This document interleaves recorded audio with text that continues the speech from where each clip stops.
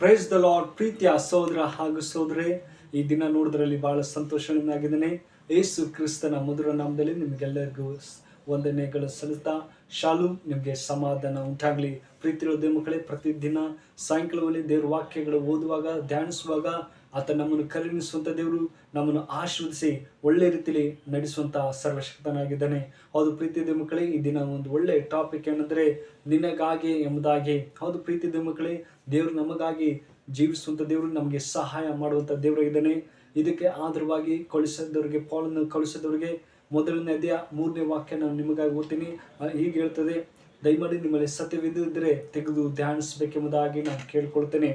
ಕ್ರಿಸ್ತ ಯೇಸುವಿನಲ್ಲಿ ನೀವು ಇಟ್ಟ ನಂಬಿಕೆಯ ವಿಷಯವಾಗಿಯೂ ದೇವ ಜನರ ಮೇಲಿರುವ ನಿಮ್ಮ ಪ್ರೀತಿಯ ವಿಷಯವಾಗಿಯೂ ನಾವು ಕೇಳಿ ಪರಲೋಕದಲ್ಲಿ ನಿಮಗೋಸ್ಕರ ಸಿದ್ಧವಾಗಿರುವ ಮಹಾ ಪದವಿಯನ್ನು ನೆನೆಸುತ್ತಾ ನಾವು ಪ್ರಾರ್ಥನೆ ಮಾಡುವಾಗಲೂ ನಿಮ್ಮ ನಿಮಿತ್ತವಾಗಿ ನಮ್ಮ ಕರ್ತನಾದ ಯೇಸು ಕ್ರಿಸ್ತನ ತಂದೆಯಾಗಿರುವ ದೇವರಿಗೆ ಸ್ತೋತ್ರ ಮಾಡುತ್ತೇವೆ.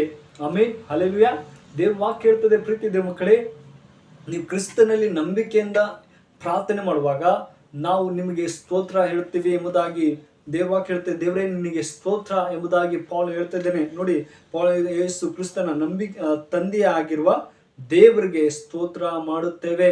ಆಮೇಲೆ ನೀವು ಇಟ್ಟ ನಂಬಿಕೆ ವಿಷಯವಾಗಿ ದೇವ ಜನರ ಮೇಲಿರುವ, ನೋಡಿ, ನಾವು ಎಲ್ಲರಿಗಾಗಿ ನಾವು ಪ್ರಾರ್ಥಿಸ್ತಾ ಇದ್ದೀವಿ ಎಂಬುದು ನಮ್ಮ ಜೀವಿತದಲ್ಲಿ ಪ್ರಾರ್ಥನೆ ಯಾವ ರೀತಿಯಲ್ಲಿ ನಮ್ಮ ಆತ್ಮಿಕ ಜೀವಿತದಲ್ಲಿ ಬಹಳ ಮುಖ್ಯವಾಗಿದೆ. ಪ್ರೀತಿ ಮಕ್ಕಳೇ, ನಾವು ಪ್ರತಿದಿನ ಪ್ರಾರ್ಥಿಸುವಾಗ ನಮ್ಮ ಆತ್ಮಿಕ ಜೀವಿತ ಒಳ್ಳೆ ಅಭಿವೃದ್ಧಿ ಆಗುತ್ತೆ. ಆದರೆ ನಾವು ಪ್ರಾರ್ಥನೆ ಇಲ್ಲದೆ ಸಮಯನ ವ್ಯರ್ಥವಾಗಿ ಕಾಲ ಕಳೆದರೆ ನಮ್ಮ ಆತ್ಮಿಕ ಜೀವಿತ ಬಹಳ ಒಂದು ಒಳ್ಳೆ ಮಾರ್ಗ ಹೋಗದೆ ನಮ್ಮ ಇಷ್ಟ ಬಂದ ಹಾಗೆ ನಾವು ಮಾರ್ಗದಲ್ಲಿ ಹೋಗ್ತೀವಿ.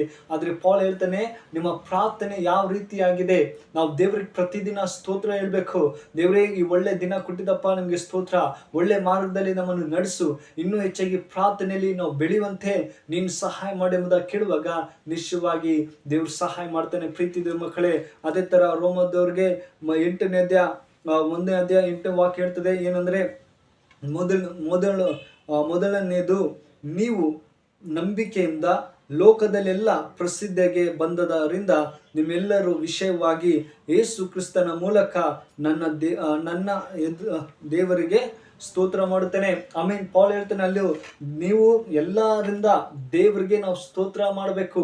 ನಮಗೆ ಏನೇ ಸಮಸ್ಯೆ ಬಂದರೂ ದೇವರಿಗೆ ಸ್ತೋತ್ರ. ಲೋಕದಲ್ಲೆಲ್ಲ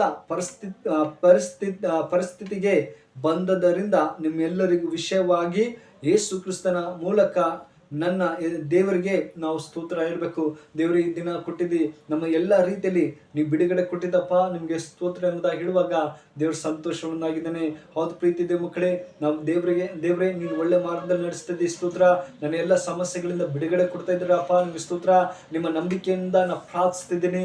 ನಮ್ಮ ಎಲ್ಲ ಸೇವಕರುಗಳಿಗಾಗಿ, ಎಲ್ಲ ದೇಶಗಳಿಗಾಗಿ ನಿನ್ನನ್ನೇ ನಂಬಿಕೆಯಿಂದ ಪ್ರಾರ್ಥಿಸುವಾಗ ನಾವು ದೇವರಿಗೆ ಸಂತೋಷವುಳ್ಳ ಮಕ್ಕಳಾಗಿರ್ತೀವಿ. ಹೌದು ಪ್ರೀತಿ ದೇವ ಮಕ್ಕಳೇ, ಈ ದಿನಗಳನ್ನು ನೋಡುವಾಗ ಎಷ್ಟೋ ಕ್ರೈಸ್ತ ಮಕ್ಕಳಾಗ್ಲಿ, ಆತ್ಮಿಕ ಜೀವಿತದಲ್ಲಿ ನಡೆಯುವಂಥವ್ರು ದೇವರನ್ನ ಬಿಟ್ಟು ತಮ್ಮ ಪ್ರಾರ್ಥನೆ ಸಮಯನ ಕೇಳ್ತು ತಮ್ಮ ಇಷ್ಟ ಬಂದ ಹಾಗೆ ಜೀವಿಸ್ತಾ ಇದ್ದಾರೆ.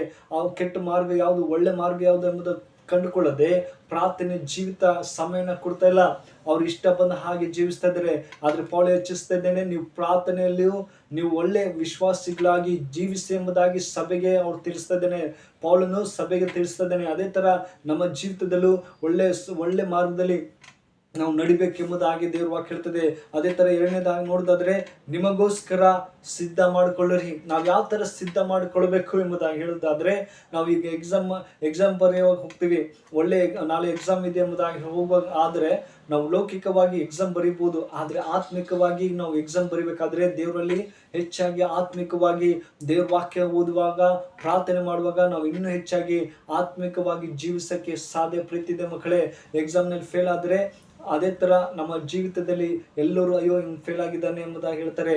ಆದರೆ ನಾವು ಆತ್ಮಿಕವಾಗಿ ಒಳ್ಳೆ ರೀತಿಯಲ್ಲಿ ನಡಿಬೇಕು, ಪ್ರಾರ್ಥನೆಯಲ್ಲಿ ಬೆಳಿಬೇಕು ಎಂಬುದಾಗಿ ಹೇಳ್ತದೆ. ಇದಕ್ಕೆ ಆಧಾರವಾಗಿ ನೋಡೋದಾದ್ರೆ ಮೊದಲನೇ ಪೇತ್ರ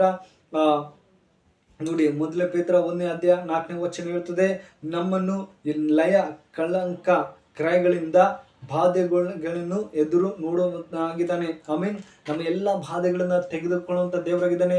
ನಮ್ಮನ್ನು ಒಳ್ಳೆ ಮಾರ್ಗದಲ್ಲಿ ನಡೆಸುವಂತ ಸರ್ವಶಕ್ತರಾಗಿದ್ದಾರೆ ಪ್ರೀತಿದ ಮಕ್ಕಳೇ. ಅದೇ ತರ ಎಫೆಸದವರಿಗೆ ಪೌಲನು ಎಫೆಸದವರಿಗೆ 1ನೇ ಅಧ್ಯಾಯ 15ನೇ ವಾಕ್ಯ ಹೇಳ್ತದೆ, ಹೀಗಿರಲಾಗಿ ಕರ್ತನಾದ ಯೇಸುವಿನಲ್ಲಿ ನೀವು ಇಟ್ಟಿರುವ ನಂಬಿಕೆಯನ್ನು ಕುರಿತು ದೇವರಿಗೆ ಎಲ್ಲರಿಗೆ ನೀವು ತೋರಿಸುವ ಪ್ರಯೋಜನ. ಆಮೇಲೆ ದೇವರಿಗೆ ನಾವು ತೋರಿಸ್ಬೇಕು, ದೇವರೇ ನಿನ್ನಲ್ಲಿ ನಾನು ಭಕ್ತಿಯಿಂದ ಜೀವಿಸ್ತೇನೆ, ನೀನೇ ನನಗೆ ಸಹಾಯ ಮಾಡು ಎಂಬುದಾಗಿ ಪೌಲ್ ಅಲ್ಲಿ ಹೇಳ್ತಿದ್ದೇನೆ.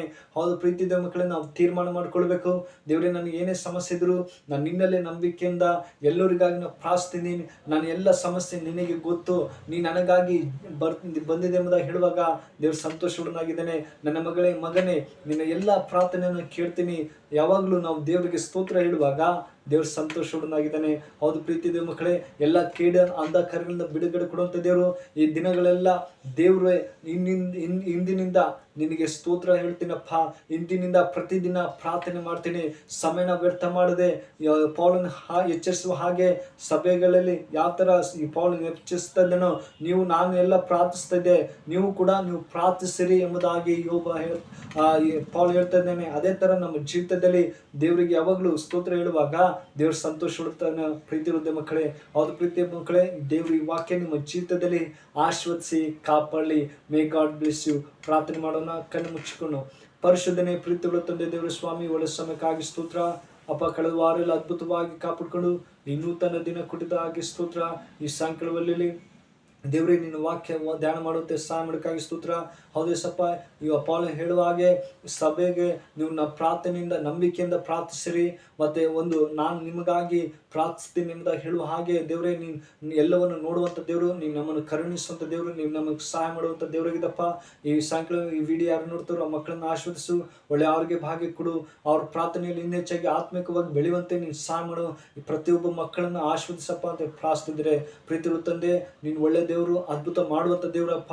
ಅವ್ರ ಕೆಲಸ ಕಾರ್ಯಗಳನ್ನು ಆಶೀರ್ವದಿಸಿ ಕಾಪಾಡು. ಅವ್ರ ಕುಟುಂಬದಲ್ಲಿ ನಿಮ್ಮ ಶಾಂತಿ ಸಮಾಧಾನ ಕೊಡು. ಅವ್ರ ಕುಟುಂಬದಲ್ಲಿ ಇನ್ನೆಚ್ಚಾಗಿ ಆತ್ಮಿಕವಾಗಿ ಬೆಳೆಯುವಂತೆ ಮಕ್ಕಳನ್ನ ಆಶೀರ್ವದಿಸಪ್ಪ ಅಂತ ಪ್ರಾರ್ಥಿಸಿದ್ರೆ ಅಪ್ಪ, ಎಲ್ಲ ಪ್ರಾರ್ಥನೆ ನಿಮ್ಮ ಕರಗಳರ್ಪಿಸ್ತಾ ಈ ಚಿಕ್ಕ ಪ್ರಾರ್ಥನೆ ಕೇಳಿದಂತೆ ಯೇಸು ಕ್ರಿಸ್ತನಲ್ಲಿ ಬೇಡ್ತೇನೆ ಜೀವ ತಂದೆ. ಆಮೇನ್.